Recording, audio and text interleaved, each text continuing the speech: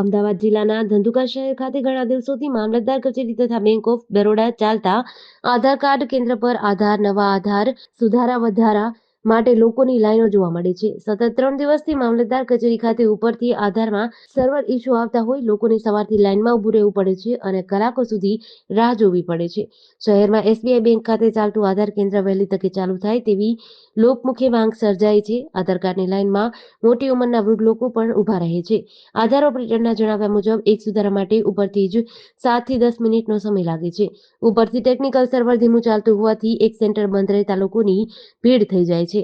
સાથે જ ઓપરેટરના પગાર પણ 12 મહિનાથી કંપની તરફથી અલ્લાદલ્લા કરવામાં આવી રહ્યા છે. ધંધુકા શહેરમાં વહેલી તકે બીજું આધાર સેન્ટર ઊભું કરવામાં આવે તેવી માંગ કરવામાં આવી છે. અમે સવારના 10 વાગ્યાના આવ્યા છીએ. છોકરાઓને સ્કૂલમાંથી રજા લીધી, અત્યારે એમના આધાર કાર્ડ અપડેટ કરાવવાના છે, એમને કેવાયસી નામ લખાવવાના છે. તો કે છે પૈસા ઉપરથી મળશે, છોકરાઓ નકર નહીં મળે. હવે સવારના 10 વાગ્યાના આવ્યા છીએ, અત્યારે જ વાગ્યા એટલા નથી ખબર.